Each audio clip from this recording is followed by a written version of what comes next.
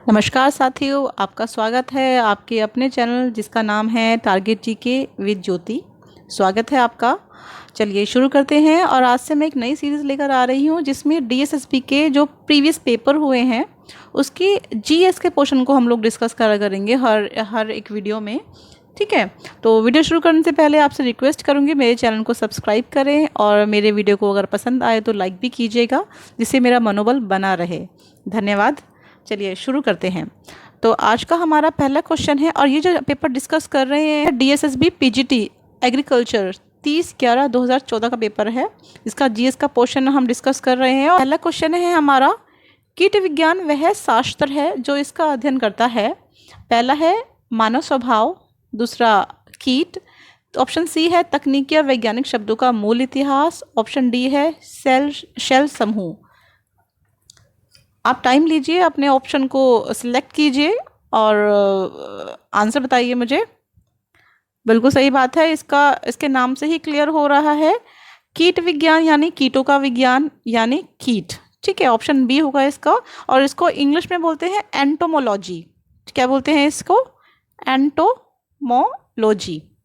ठीक है, इसे बोलते हैं कीट विज्ञान। इसमें कीटों का अध्ययन किया जाता है। चलिए एक दो चीज़ और डिस्कस करते साथ में पढ़ते पढ़ते। शैवालों का अध्ययन आप सुनते होंगे कि शैवालों का अध्ययन किसके अंदर आता है? शैवालों के अध्ययन ये आता है फाइकोलॉजी। क्या होता है? फाइकोलॉजी। ठीक है, फाइकोलॉजी यानी शैवालों का अध्ययन। फिर है आपका एक आता है माइकोलॉजी। माइकोलॉजी में क्या होता है? कवकों का अध्ययन, यानी कवक जो होते हैं उनका अध्ययन किस में आता है? माइकोलॉजी। ठीक है, कवक माइकोलॉजी और शैवाल फाइकोलॉजी। ठीक है, क्लियर हो गया आपका ये पॉइंट। और कई बार एक और आता है सांपों का अध्ययन, कि सांपों का अध्ययन किस में करते हैं। तो इसमें आपका ऑप्शन होगा, आपका आंसर होगा ऑफियोलॉजी। ठीक है, यहाँ पे ओ है, ये ऑफियोलॉजी। इसमें हम सांपों का अध्ययन करते हैं। एक और देखते हैं पुष्पों का अध्ययन। पुष्पों का अध्ययन किसके अंदर आता है? यह आता है एंथोलॉजी। इसमें हम पुष्प जो होते हैं, फूल जो होते हैं, पुष्पों का अध्ययन करते हैं। ठीक है, तो आपको इस क्वेश्चन से काफ़ी सारे पॉइंट्स हो गए होंगे क्लियर। आपका कवक होगा माइकोलॉजी, शैवाल होगा फाइकोलॉजी, ऑफियोलॉजी होगा सांपों का अध्ययन, और पुष्पों का अध्ययन होगा आपका एंथोलॉजी। ठीक है, नेक्स्ट क्वेश्चन लेते हैं हमारा। भारत में सबसे बड़ा ताजे पानी का सरोवर।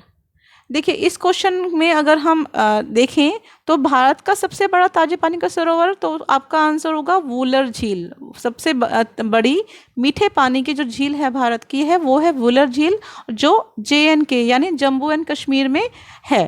ठीक है, लेकिन अगर हम इन ऑप्शन के हिसाब से देखें, option A Pulicat Sarovar, option B है आपका वीरानाम सरोवर, ऑप्शन सी है आपका चिल्का सरोवर, और ऑप्शन डी है कोलेरू सरोवर। देखो पुलिकट सरोवर पड़ता है आपका तमिलनाडु में। ये याद भी कर लीजिए, कई बार हम अलग से भी पूछ लिया जाता है कि ये सरोवर कहाँ पड़ता है। वीरानाम सरोवर एक्चुअली मुझे इस ऑप्शन का मैं कह नहीं सकती क्योंकि इस नाम की कोई झील नहीं है। चिल्का सरोवर आप सभी जानते होंगे, ये आपका पड़ता है उड़ीसा में, और कोलेरू सरोवर पड़ता है आपका आंध्र प्रदेश में। ठीक है, अब जो चिल्का सरोवर है और पुलिकट सरोवर है ये खारे पानी की हैं। बचा क्या हमारे पास? कोलेरू झील, जो सेकंड लार्जेस्ट है। सेकंड लार्जेस्ट यानी सबसे बड़ी, सेकंड नंबर पे सबसे बड़ी मीठे पानी की झील है, और जो कहाँ पर है? आंध्र प्रदेश में। ठीक है, तो इसका आंसर हमारा क्या होगा? कोलेरू सरोवर। नेक्स्ट क्वेश्चन देखते हैं।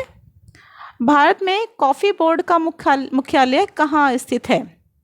देखिए अगर हम देखें कि भारत में सबसे ज़्यादा कॉफ़ी का उत्पादन किस राज्य में होता है, तो हमारा आंसर होगा कर्नाटक। के भारत में सबसे ज़्यादा कॉफ़ी का उत्पादन कर्नाटक में होता है। अब अगर इस ऑप्शन के हिसाब से हम देखें तो हमारा आंसर क्या बनेगा? यस, बेंगलुरु। हमारा आंसर होगा बेंगलुरु। तो कॉफ़ी बोर्ड का मुख्यालय कहाँ पे है? बेंगलुरु में है। चलिए नेक्स्ट लेते हैं क्वेश्चन हमारा, फिल्म और टीवी संस्थान कहाँ स्थित है? ऑप्शन है हमारा पुणे, राजकोट, पिंपरी या पेरम्बूर। इसका आंसर हमारा होगा पुणे। इसमें कुछ ऐसा डिस्कस करने वाला पॉइंट है नहीं कि भारत में फिल्म और टीवी संस्थान कहाँ पर है, पुणे में। नेक्स्ट क्वेश्चन है हमारा, भारत में प्रधानमंत्री को कौन नियुक्त करता है? भारत में प्रधानमंत्री को कौन नियुक्त करता है, बताइए आप। ऑप्शंस देखिए और अपना आंसर सेलेक्ट कीजिए। बिल्कुल सही, भारत में प्रधानमंत्री को राष्ट्रपति नियुक्त करता है।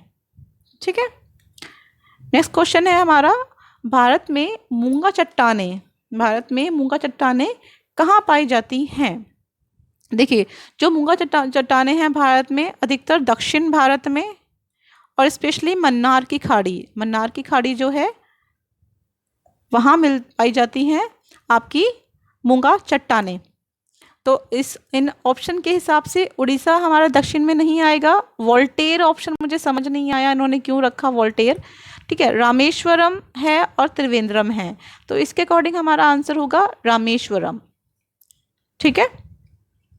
नेक्स्ट आपका है क्वेश्चन, भारी पानी सरोवर यानी तलचर और उर्वरक संयंत्र पारादीप यह इस राज्य के प्रमुख उद्योग हैं। किस राज्य के प्रमुख उद्योग हैं ये?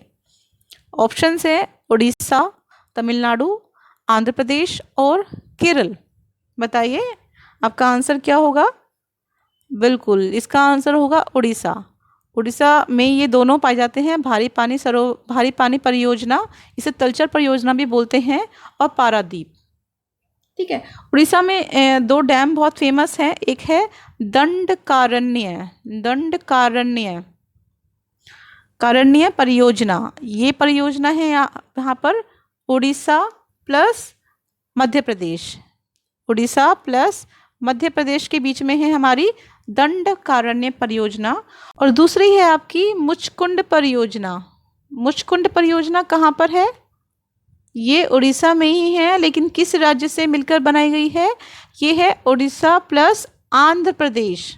और किसके लिए फेमस है? उड़ीसा में दो हमारे राष्ट्रीय पार्क भी हैं, अभ्यारण्य भी है। एक है चिल्का और एक है सिमलीपाल अभ्यारण्य। ठीक है, आगे बढ़ते हैं। फिर नेक्स्ट क्वेश्चन है हमारा, भारत की पहली टेक्निकलर फिल्म डैश 1950 में किसके द्वारा बनाई गई थी? ठीक है, ऑप्शन है आपके सामने, झांसी की रानी सोहराब मोदी, दूसरा है झांसी की रानी सर सैयद अहमद, तीसरा है मिर्ज़ा गालिब जो प्रोड्यूसर हैं उसके सोहराब मोदी, और ऑप्शन फोर्थ है मिर्ज़ा गालिब मुंशी प्रेमचंद। गैस कीजिए अपना ऑप्शन। इसका आंसर होगा आपका ऑप्शन ए, झांसी की रानी सोहराब मोदी। ठीक है, फैक्ट क्वेश्चन है, इसमें ऐसा कुछ नहीं है कि भारत की पहली टेक्निकलर फिल्म थी ये। नेक्स्ट क्वेश्चन है आपका, यदि पृथ्वी के परिभ्रमण की गति बढ़ती है तो पिंड का वजन। देखिए, पृथ्वी दो तरह से गति करता है। एक तो पृथ्वी अपने अक्ष पर घूम रही है, अगर पृथ्वी है वो अपने अक्ष पर घूम रही है, पश्चिम से यानी वेस्ट से ईस्ट की तरफ पृथ्वी घूम रही है, और दूसरा पृथ्वी सूर्य के चारों तरफ घूम रही है। जो पृथ्वी अपने अक्ष पे घूम रही होती है उसे बोलते हैं घूर्णन, और जो पृथ्वी सूर्य के चारों ओर, सन के जो चारों ओर घूम रही है उसे बोलते हैं परिक्रमण, यानी परिक्रमा कर रही है। ठीक है, यहाँ पे वर्ड आया है आपका परिभ्रमण।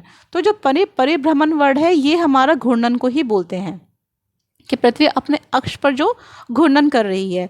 अगर पृथ्वी की जो घूर्णन गति है वो बढ़ेगी तो जो पिंड का वजन है यानी किसी भी बॉडी का जो मास है वो क्या होगा? वो डिक्रीज होगा। ठीक है, वो उसका बॉडी का जो मास होगा वो डिक्रीज होगा। तो हमारा इसका आंसर रहेगा ऑप्शन बी, कम होगा। ठीक है, ऑप्शन बी है कम होगा। नेक्स्ट है आपका क्वेश्चन, मानव अधिकार दिवस कब मनाया जाता है? बहुत लड्डू क्वेश्चन है, क्योंकि इस टाइम पर अगर बच्चा प्रिपरेशन कर रहा है कॉम्पिटिटिव एग्ज़ाम्स के लिए तो वो इन क्वेश्चंस को तो ज़रूर पढ़ता ही होगा कि कौन सा दिवस कब मनाते हैं, और ये बहुत ही आसान दिवस भी है। मानव अधिकार दिवस कब मनाते हैं? 10 दिसंबर।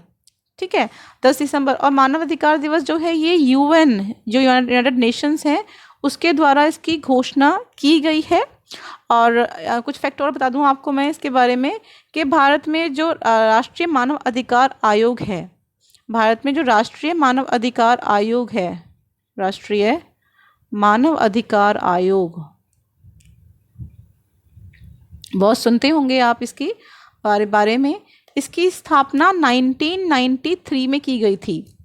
ठीक है, 1993 में की गई थी, क्योंकि 1993 में ही हमारे भारत में मानव अधिकार कानून का निर्माण हुआ था, मतलब इनको अमल में लाया गया था। तो अगर आ जाए कि राष्ट्रीय मानव अधिकार आयोग की स्थापना कब की गई थी, तो 1993 में की गई थी। चलिए नेक्स्ट आगे बढ़ते हैं। नेक्स्ट क्वेश्चन है आपका, भारतीय पेट्रोलियम संस्थान कहाँ स्थित है? भारतीय पेट्रोलियम संस्थान देहरादून, धनबाद, कोलकाता या नई दिल्ली?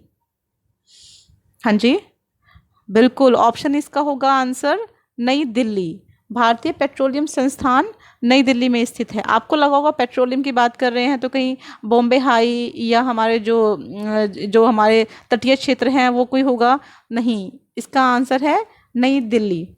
और नई दिल्ली में सिर्फ ये भारतीय पेट्रोलियम संस्थान नहीं, काफ़ी सारे और जो इंस्टीट्यूट्स हैं उनका भी हेडक्वार्टर वहाँ पर है। जैसे भारतीय कृषि अनुसंधान संस्थान, भारतीय कृषि अनुसंधान संस्थान, ठीक है, इसका हेडक्वार्टर भी आपका न्यू दिल्ली में ही है। दूसरा है भारतीय मौसम विज्ञान संस्थान जो है, विज्ञान संस्थान जो है, इसका हेडक्वार्टर भी आपका नई दिल्ली में ही है, न्यू दिल्ली में ही है। और NHAI, national highway authority of India, इसका हेडक्वार्टर भी नई दिल्ली में है, न्यू दिल्ली में ही है। तो कृषि अनुसंधान संस्थान, मौसम विज्ञान अनुसंधान संस्थान और NHAI, national highway authority of India का हेडक्वार्टर भी न्यू दिल्ली में ही है। तो इस क्वेश्चन का आंसर हो जाएगा हमारा ऑप्शन डी। भारतीय पेट्रोलियम संस्थान कहाँ पर है? न्यू दिल्ली में। चलिए आगे बढ़ते हैं, नेक्स्ट क्वेश्चन लेते हैं। कथक, नौटंकी, छोरा, कजरी इस राज्य के महत्वपूर्ण नृत्य के प्रकार हैं। किस राज्य में ये नृत्य किए जाते हैं? ये लोक नृत्य हैं और ये किस राज्य में किए जाते हैं? ऑप्शंस हैं उत्तरांचल, झारखंड, उत्तर प्रदेश, छत्तीसगढ़। गेस कीजिए। काफ़ी बच्चों ने गेस कर लिया होगा। अगर नौटंकी, छोरा, अगर ये सब भी छोड़ दें तो कथक तो बहुत फेमस है। और कथक हमारा कहाँ पर? उत्तर भारत में। कथक कहाँ पर फेमस है? उत्तर भारत में। तो इसके ऑप्शंस में आपको क्योंकि कथक जो है ये मुगल कला के टाइम की बात है और मुगल कला का सबसे ज़्यादा केंद्र कहाँ पर था? उत्तर प्रदेश। ठीक है, तो कथक, नौटंकी, छोरा, कजरी ये सब हमारे उत्तर प्रदेश के लोक नृत्य हैं। देखिए एक चीज़ और, उत्तर प्रदेश के आसपास के जो राज्य हैं, जैसे आपका झारखंड हो गया, ठीक है, उत्तरांचल हो गया, तो काफ़ी हद तक ये कजरी, छोरा, ये नृत्य वहाँ पर भी होते हैं, क्योंकि आसपास के राज्यों का प्रभाव उसके लोक नृत्य संस्कृति जो है वो एक दूसरे को प्रभावित करती हैं। तो कजरी, छोरा आपको वहाँ भी मिल जाएंगे। तो एक आपको कोई ऐसा एक देखना पड़ेगा जो सिर्फ उस राज्य में ही फेमस हो। तो कथक सिर्फ उत्तर प्रदेश में ही है। ठीक है, अब देखते हैं और जो हम और लोक नृत्य जो होते हैं। कुचिपुड़ी, आपने कुचिपुड़ी बहुत सुना होगा। कुचिपुड़ी बार बार पूछा जाता है। कुचिपुड़ी किस राज्य का लोक नृत्य है? कहाँ का? आंध्र प्रदेश का। ठीक है, फिर है कथकली। कथकली ये कहाँ का है? केरल का। कथकली कहाँ का है? केरल का। फिर है यक्षगान। यक्षगान ये कहाँ का है? ये है कर्नाटक का। कहाँ का? कर्नाटक का। कुचिपुड़ी आपका आंध्र प्रदेश का है, कथकली आपका केरल का है, यक्षगान कर्नाटक का है। और देख लेते हैं थोड़ा सा भरतनाट्यम। ये बहुत पूछा जाता है। भरतनाट्यम कहाँ का? भरतनाट्यम कहाँ का लोक नृत्य है? ये हमारा तमिलनाडु। कहाँ का है ये? तमिलनाडु। फिर है आपका मोहिनी अट्टम। बहुत बार पूछते हैं और मोहिनी अट्टम मैं जब ये PDF बना रही थी तब भी ये क्वेश्चन आया हुआ है, अभी आगे आएगा ये मोहिनी अट्टम। ये कहाँ का है? केरल का। ठीक है, कहाँ का है ये? केरल का। चलिए आगे बढ़ते हैं। नेक्स्ट क्वेश्चन है आपका, ताओवाद को माना जाता है। ये क्वेश्चन आपको थोड़ा सा अजीब लग रहा होगा क्योंकि शायद ये ताओवाद सुना भी नहीं होगा कि ताओवाद क्या है। देखिए, इसका आंसर आपका होगा ताइवान, चीन, ब्रुनई, सिंगापुर, वियतनाम। ये जो सारे देश हैं इन सब में बौद्ध धर्म को अपनाया गया है, मतलब बौद्ध धर्म प्रमुखता से अपनाया जाता है। तो ताओ जो है ये एक दर्शन है, ये एक दर्शन था चीन में। ठीक है, एक दर्शन शास्त्र था एक तरह से ये। और इसके बाद जब वहाँ पे चीन में बौद्ध धर्म आया, तो बौद्ध धर्म आने के बाद, यानी जब बौद्ध धर्म आया तो इस ताओवाद को भी, मतलब ताओवाद को और बौद्ध धर्म को एक सम्मिलित रूप से एक्सेप्ट किया गया। ताओ एक धर्म ही है, तो इसको जब सम्मिलित रूप से इसको अपनाया गया बौद्ध धर्म को, तो इसको वज्रयान संप्रदाय, तो इसको वज्रयान संप्रदाय के साथ आगे बढ़ाया गया। किसको? ताओवाद को। ताओवाद को बौद्ध धर्म के साथ मिला के वज्रयान संप्रदाय जो है उसके साथ आगे बढ़ाया गया। और ये भी स्पेशली चीन, ताइवान, ये जो हमारे ये सारे बौद्ध जहाँ पे धर्म को सबसे ज़्यादा माना जाता है वहाँ पर माना जाता है। चलिए, फिर है लोक सेवकों के लिए प्रतियोगिता परीक्षा की पद्धति का सिद्धांत किस वर्ष किया गया था? यानी लोक सेवकों में जो लोक सेवकों की भर्ती होती है उसमें प्रतियोगिता परीक्षाओं के द्वारा भर्ती हो, ये जो सिद्धांत ये किस अधिनियम के द्वारा लाया गया? ऑप्शन ए है 1833 अधिनियम, ऑप्शन बी है 1853 अधिनियम, ऑप्शन सी है 1858 अधिनियम, ऑप्शन डी है 1882 अधिनियम। हाँ जी बताइए, इसका आंसर होगा ऑप्शन बी 1853 का चार्टर अधिनियम। ठीक है, इस जो ये 1853 का चार्टर अधिनियम है इसको भारतीय स्वतंत्रता का मैग्ना कार्टा भी बोलते हैं। भारतीय स्वतंत्रता का मैग्ना कार्टा। ये क्या क्वेश्चन डायरेक्ट बनता है कि किस अधिनियम को भारतीय स्वतंत्रता का मैग्ना कार्टा भी बोलते हैं? तो 1853 के अधिनियम को। और ये जो समिति आई थी जिसने मतलब इसको पास किया था कि प्रतियोगिता परीक्षाएं होंगी उसके द्वारा लोक सेवकों की भर्ती होगी, ये आई थी मैकाले समिति। इन्होंने ही इसकी सिफारिश की थी कि प्रतियोगिता परीक्षाओं के द्वारा ही लोक सेवकों की भर्ती की जाएगी। ठीक है, नेक्स्ट क्वेश्चन है आपका, बिल्कुल वही क्वेश्चन आ गया है। मोहिनीअट्टम नृत्य किस राज्य का है? तमिलनाडु, आंध्र प्रदेश, कर्नाटक, केरल। बताइए आपका, अब तो आपको पता है इसका आंसर। बिल्कुल सही, केरल इसका आंसर सही होगा। चलिए आगे बढ़ते हैं।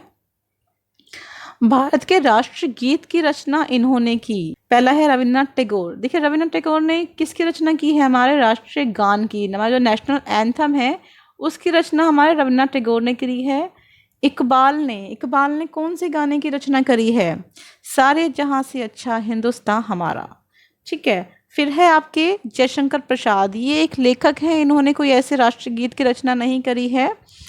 इसका सही आंसर है बंकिम चंद्र चटर्जी, यही इसका सही आंसर है।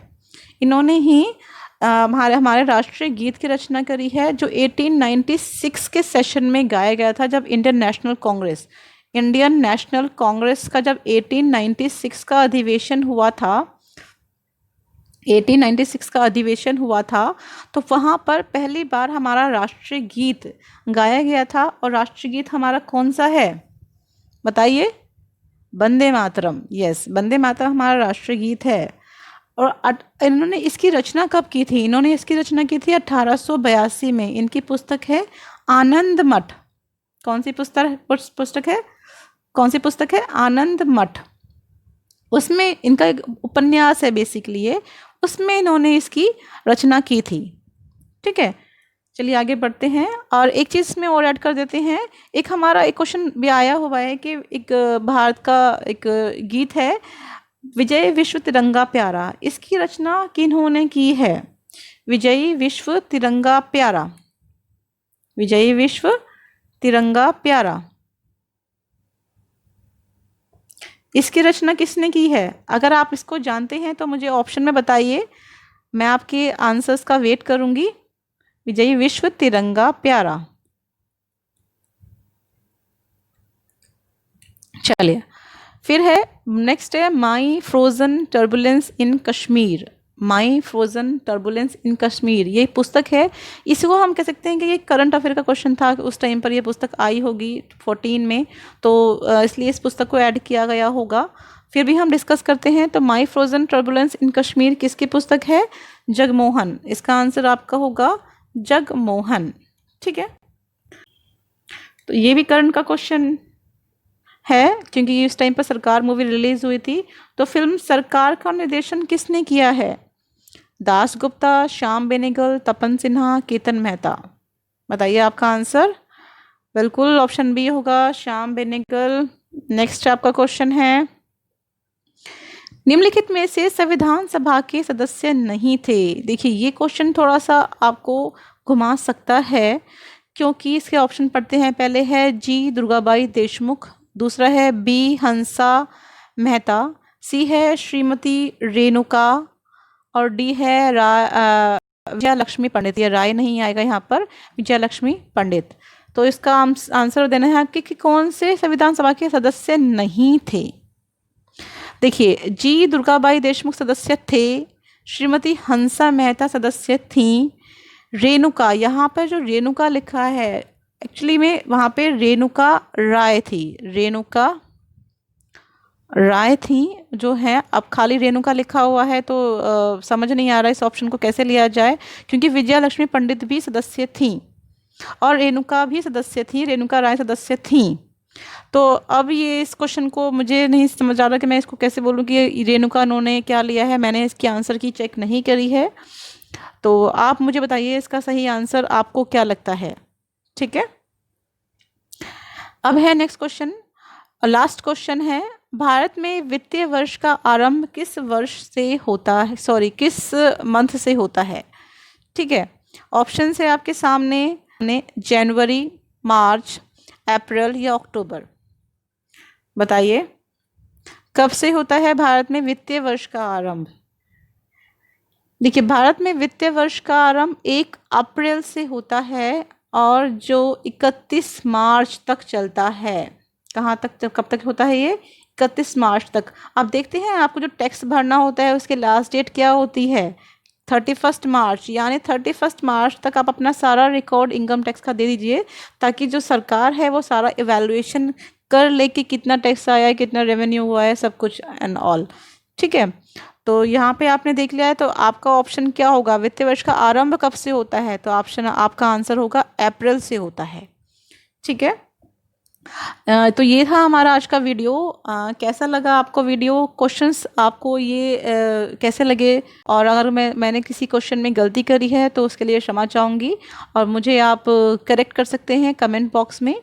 धन्यवाद, और मेरे चैनल को प्लीज़ लाइक कीजिए। Thank you so much.